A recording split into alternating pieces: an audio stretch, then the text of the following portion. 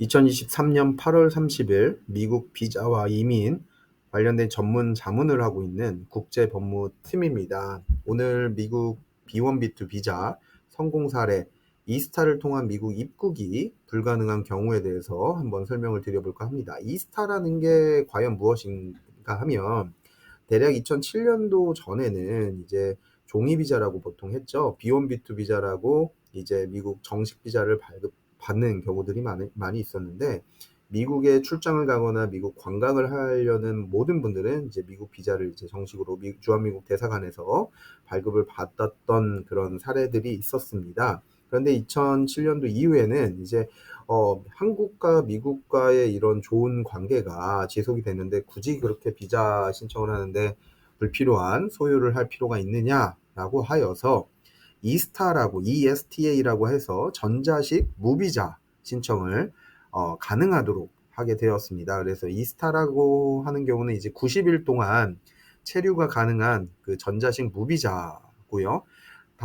당연히 예전에 이제 B1B2 비자는 이제 180일, 그러니까 거의 6개월 동안 체류가 가능했던 반면에 이스타는 이제 기간을 짧게 하는 반면에 좀 간편하게 간이식으로 신청을 하고 미국 입국할 수 있는 그런 내용이라고 보시면 될 것 같습니다. 그래서 미국 비자 면제 프로그램, 비자 웨이버 프로그램이라고도 하는데, 이걸 좀 화면을 보여드리면, 우리나라가 미국 비자 면제 프로그램, 비자 웨이버 프로그램에 가입함에 따라 2009년 1월 10일부터 우리나라 국민들은 별도의 비자 신청 없이 간편하게 온라인으로 이스타 전자여행 허가를 받아서 미국에 90일간 체류할 수 있는 내용입니다. 2007년이 아니라 2009년이네요. 그러나 2011년 3월 1일 이후에 이라크, 이란, 리비아, 북한, 소말리아, 수단, 시리아 또는 예멘으로 여행을 하였거나 체류한 적이 있는 경우는 이스타를 이용한 이제 미국 입국이 불가능합니다. 이 출국 기록이 남아 있는 경우, 이런 국가에 간 적이 있는 경우는 미국 입국을 이스타로 하시면 안 되고 별도의 B1B2 비자 신청을 하셔야 되는 그런 내용들이 있습니다. 이제 미국과 관계가 그렇게 좋지 않은 그런 나라들이죠. 그리고 이제 여러 가지 뭐 테러라든가 아니면 범죄 기록이라든가 아니면 다른 이제 불법적인 용도에 대한 이제 의심이 되는 경우라고 판단을 해서 이제 화면에 나와 있는 국가에 입국을 하셨던 경우는, 여행을 하셨던 경우는 원정적으로 이제 미국 비자 웨이버 신청, 그러니까 비자 웨이버 프로그램으로 신청을 하는 것은 불가능합니다. 그래서 B1B2 비자를 정식으로 받으시는 것이 필요합니다. 2009년 이전에 종이 비자를 신청한 것처럼 B1B2 비자를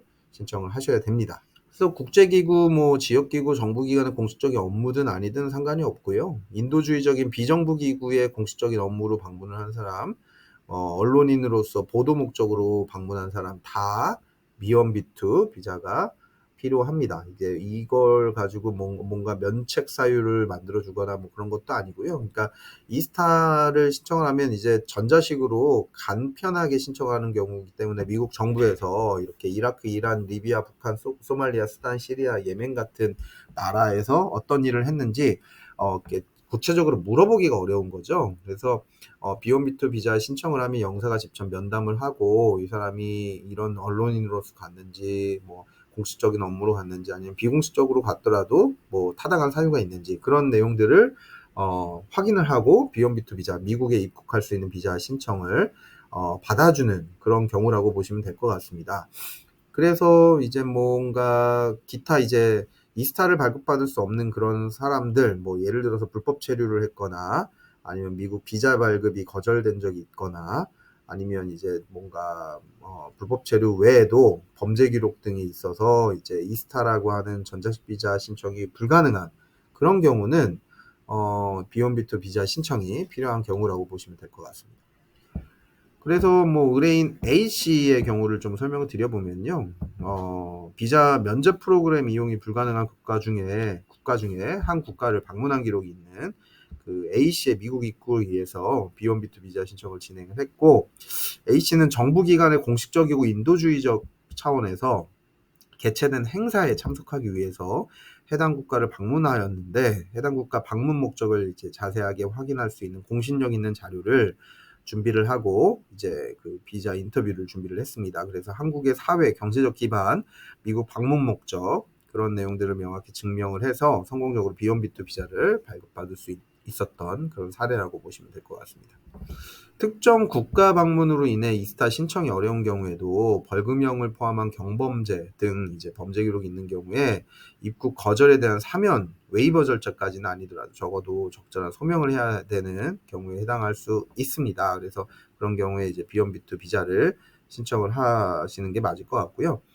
더불어 이제 범죄 기록이 있거나 비자 거절 기록 등이 있는데 이제 이스타를 혹시라도 신청을 나는 그냥 해보겠다라고 하시는 분들이 있는데 그때 이제 꼼꼼하게 이스타 신청에 답변을 안 하고 어떤 범죄 기록이 있느냐라는 질문이나 비자 거절 기록이 있느냐라는 질문이나 뭐 벌금을 낸 적이 있느냐 그런 질문 등에 노라고 체크했다가 이스타 신청이 거절된 사례가 빈번히 발생하고 있습니다.